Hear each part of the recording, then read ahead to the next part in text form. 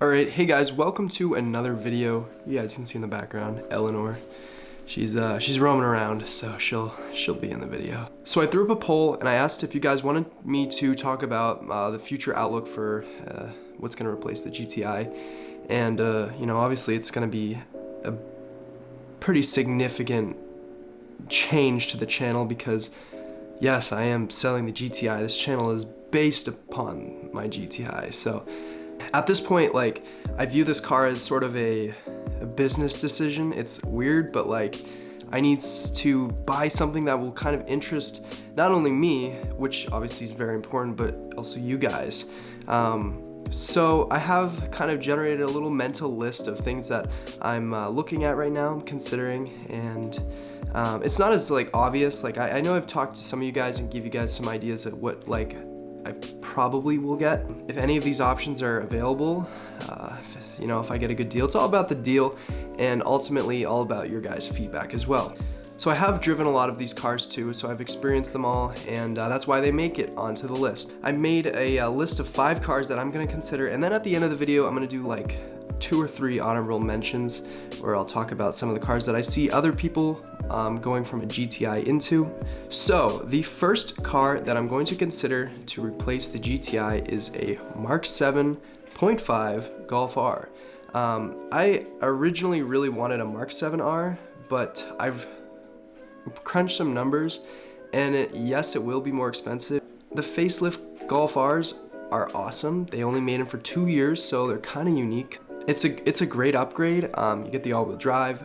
By the way, I will say, every single car that's in my list has an all-wheel drive system. So anyway, so yes, Golf R is a great option, especially the 7.5. You get the digital cockpit, the 7-speed DSG, which I've heard good and bad reviews about. I only drove the car for a brief period of time, so I haven't experienced fully the new DQ381, I believe they classify it as, but it is a new DSG. It's the 7-speed, and I don't know, I didn't mind it, so I guess a little bit of time living with it, I can see what it drives like. Anyway, on to the next car that I'm going to consider. And this is kind of like very similar to the R, however, like also not similar. So that's why I didn't want to say that they're the same exact car. But I'm sure you guys already know where I'm going with this. It is the Audi S3. The Audi S3 is a great car. It's ultra luxury. It comes with a sunroof, which the R doesn't. However, speccing it, it's a little hard to find the one you like. I'm a little bit picky when it comes to color. Preferably I want a blue, and I believe they have a Sepang blue S3 option. It's one of my favorite blues ever. And I want the sport seats, which my friend David has in his I think 2015 Audi S3. So and preferably I wouldn't mind a facelift. The Audi S3 ultimately is a great option. It is very, very similar to the Golf R in essentially the same performance, maybe a slight difference. The S3 is a little bit heavier, but it also has a little bit more of a luxury car feel. So it's a great option. I really do like the Audi S3. The third car that I'm gonna consider, going back to Audi, the Audi S4. The Audi S4 is a great option to upgrade from a Mark 7 GTI. Of course, you get the V6, the supercharger, and with a tune, they're awesome. I love the sound of this V6 and the supercharger combined. It's just a great all-around package. It's an awesome car. The interiors, I'm not gonna say they're dated, but I think their Audi interiors do well with holding up over time. Not just quality, but just appearance. They don't really look outdated. So, I mean, that's the nice thing about the S4 is the S4 is like a 2013 for the B8.5 to 2016, I believe. So that's a little, it's not like new. It's kind of around old now, but the interiors still look really, really nice and modern. So that is a benefit.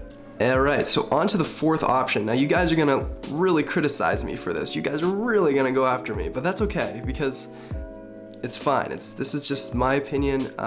It's a little unlikely that I will get one of these just because I drove it. I wasn't super in love, but I think I could love it, and it's the Ford Focus RS. The Ford Focus RS is an awesome car. It's a great package, 350 horsepower right out of the box, all-wheel drive, stick shift, which unlike all the cars that I'm gonna mention right now, it's the only manual option. It's a car that I really wanna learn manual with, because I know manual, but I don't know it well. By no means do I know a manual transmission that well. However, the Ford Focus, it's a Focus, so I mean, it can't be that difficult. I have driven a Ford Focus RS before. I haven't driven any of the STs, but I think they're very kind of similar, but regardless, the Ford Focus RS is a great option. It screams boy racer, and it's something that I've always wanted to get, and especially in nitrous blue, because that's just a great color. So that's an option. The Ford Focus RS is a sweet car, especially with launch control, the bum bum bum bum bum, you let it off and then just goes. It's a great option. So alright, so that leaves one more car that I'm considering for a GTI replacement. This might throw some of you guys off, but as some of you, and if you're close to me, you may know, because I talk about it a lot, Audi RS5. I love the RS5. I drove the RS5 in 2016 in Santa Monica, California. I had it for about 2 or 3 days, and it was one of the best Grand Tourer cars I've ever driven. The power was pretty good. The ride comfort was amazing. It was just a great package, and I want one super bad with the 4.2 liter V8 paired to the amazing DSG transmission that it has. It's a great car. It's a howling V8 with a nice exhaust. You can make it roar. So one of my favorite cars in this list in general. However, it is a little unrealistic simply because it's a big V8 and gas mileage and insurance, and it's just stuff that like makes affording a car a little bit hectic for me. So that's put off to the side, but if I find something that I really love that I just can't turn away, who knows, maybe I'll have an RS5. All right, so now on to the fun part. So this is the honorable mentions that I mentioned that I would talk about. I'm gonna mention 3 of them. I'm just gonna talk about the cars that I see people upgrade into, and the first one is a Kia Stinger GT, and I think GTS as well. Kia Stinger is a really great car. The performance is all there. It's an awesome car, and I don't really like it that much personally. I think some of the exterior choices that they went with I think the taillights kind of wrapping around the corner of the car, not my favorite thing. The interiors are pretty nice. I've sat in one and it was nice, but I don't know, it had a Kia feel. Which is not a bad thing, but I like German cars, and you could definitely tell a little bit of a difference between just a standard, BMW 3 Series or an Audi versus the Kia Stinger, and it just kind of has to look a little bit different from those cars. I'm not feeling it so much. So, but I think it's a great car. It's a great option. Personally, not something that I would do, but if you're looking for a good upgrade, it is a good upgrade. All right, so on to the second honorable mention, and this is gonna be like kind of a widespread option, just because I've seen variations of them all, and they're not all the same. I don't know much about BMWs, but like I see M2, 340, M235i, and maybe an M340i as well. Just because I look at the forums and I see people when they say they leave and they take a picture of their new car, and it's always one of those options. So, so anything in that kind of category is any kind of one of those BMWs is something I see a decent amount of people doing the swap, because the performance is unmatchable with a tune. It's such a great bang for your buck. Personally, I just don't really love BMWs. My brother has a BMW. He's an E90 3 Series, but it's just not my cup of tea. I like kind of the compact Volkswagen, Audi. I love all that. So I like my check engine lights. Thank you. All right, so the last car that I'm gonna mention is a Honda Civic Type R.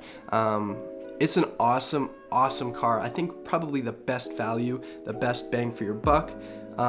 Just not my cup of tea. The front, I can't have front wheel drive, can't do with that. So it has to be all wheel drive, and the looks are just way too aggressive for my personal taste. So it's not really something I'd consider, but I think the performance is really unmatchable out of the box. It's just such a great package. Thank you guys so much for watching the video. Hopefully I answered some questions. I know some of you guys really wanted to see what the future holds for the channel. and for me and for the car. So with that said, thank you guys again for watching the video, and I'll catch you guys in the next video. Peace.